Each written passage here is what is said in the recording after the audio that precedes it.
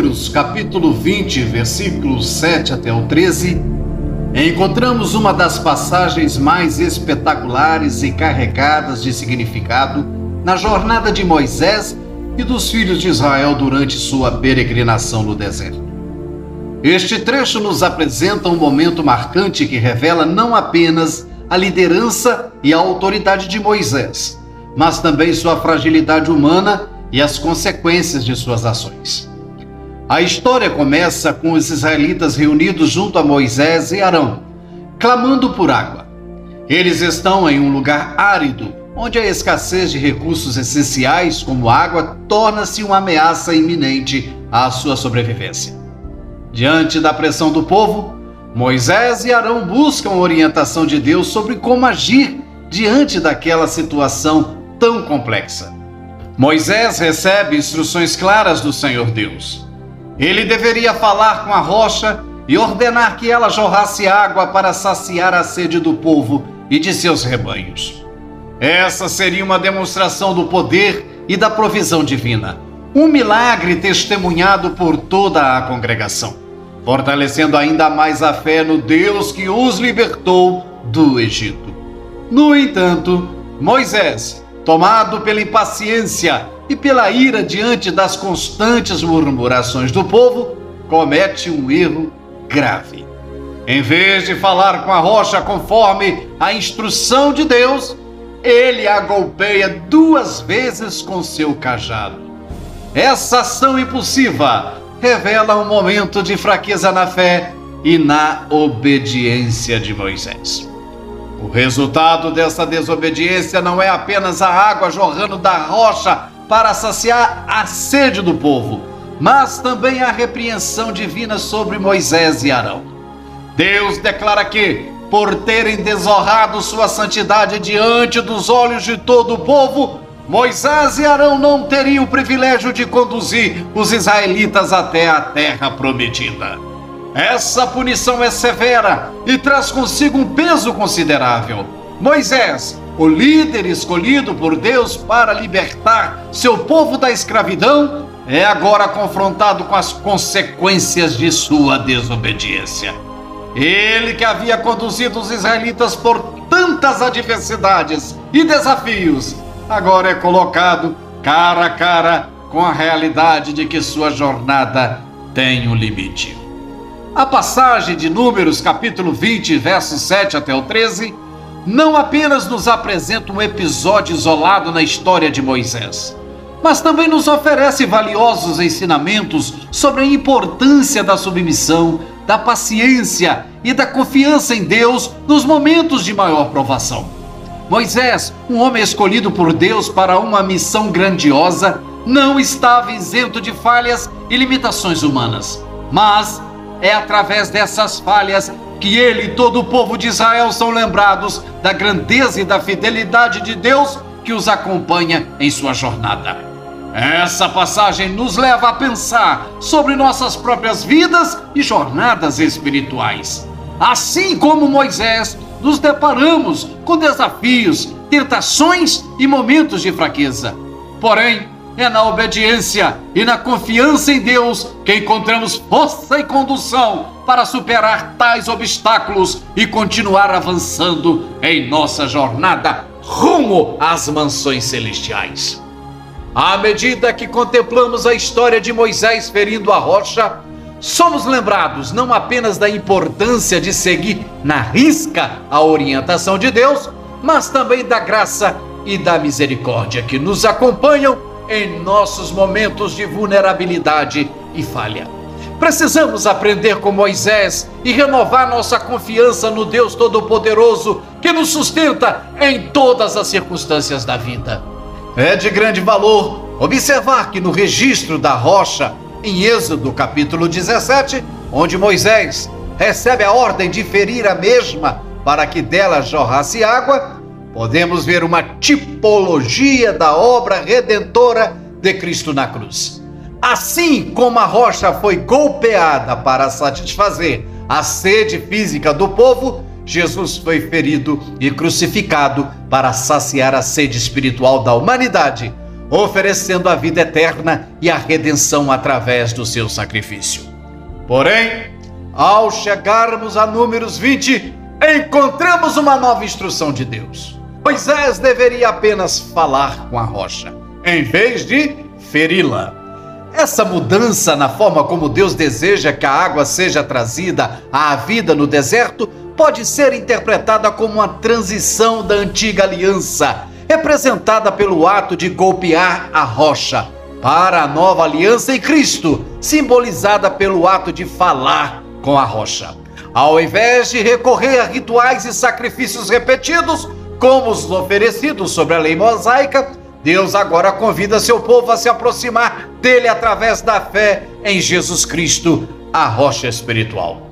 Portanto, a rocha sendo ferida em Êxodo 17 representa o sacrifício e os rituais da antiga aliança que apontavam para o sacrifício definitivo de Cristo na cruz. Por outro lado, a instrução de falar com a rocha em Números 20 representa a nova dispensação da graça e da salvação em Cristo, onde não há mais necessidade de sacrifícios repetidos, mas sim a comunhão direta com Deus através da fé em Jesus.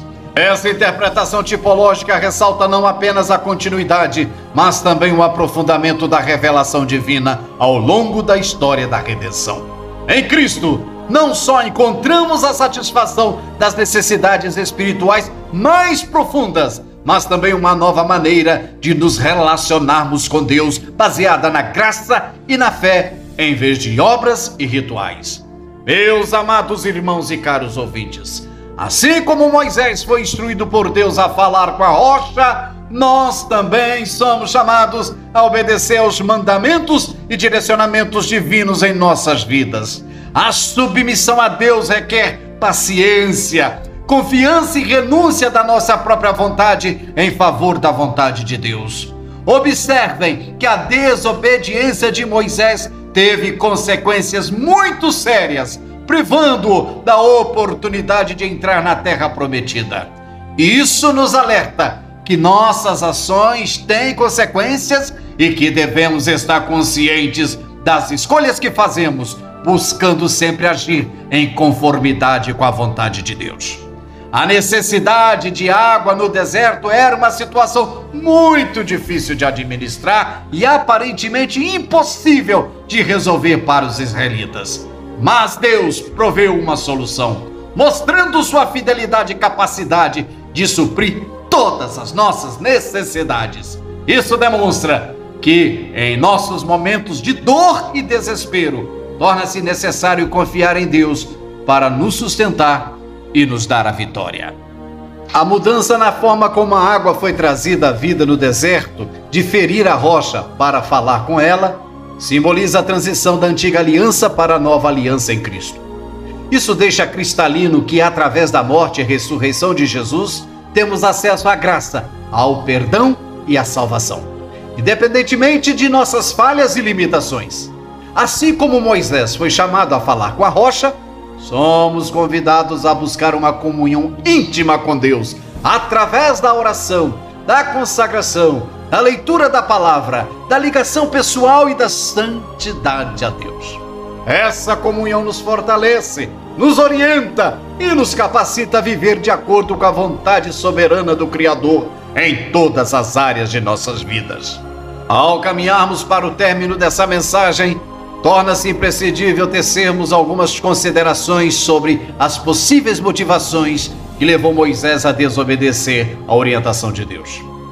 É possível que Moisés tenha sido dominado pela ira ou frustração diante das constantes murmurações e reclamações do povo. Ele estava sob enorme pressão para atender às necessidades do povo e pode ter perdido a paciência, agindo impulsivamente ao ferir a rocha. Moisés pode ter duvidado da eficácia de apenas falar com a rocha para que dela jorrasse água. Talvez ele não estivesse completamente confiante na palavra de Deus ou não acreditasse que esse método funcionaria. Sua falta de fé pode tê-lo levado a recorrer a métodos mais familiares e tangíveis, como ferir a rocha com seu cajado. Moisés já havia realizado um milagre semelhante no passado, quando feriu a rocha em Horebe, para que água jorrasse dela. Êxodo 17. É possível que ele tenha agido por hábito ou instinto, sem considerar plenamente a nova instrução de Deus. O povo de Israel estava clamando por água, e Moisés estava sob intensa pressão, uma pressão tremenda para resolver aquela situação. Ele pode ter se sentido compelido a agir rapidamente para atender à necessidade do povo, sem considerar completamente a instrução de Deus. Independentemente da razão específica, a desobediência de Moisés teve consequências graves e serve como uma demonstração poderosa da importância de manter o equilíbrio, não ceder à influência de terceiros e nem muito menos agir pelo emocional. É necessário exercer a confiança na liderança e direção de Deus em nossas vidas. Em síntese, essa passagem bíblica nos desafia a viver uma vida de serviço, certeza e identificação com Deus, reconhecendo sua soberania, graça e fidelidade em todos os momentos. Ao aplicarmos essas lições em nossa realidade, experimentamos uma vida plena, de satisfação e alinhada com os propósitos do Criador dos céus e da terra. Que o Senhor derrame sobre nós as suas mais ricas bênçãos. E pensem nisso.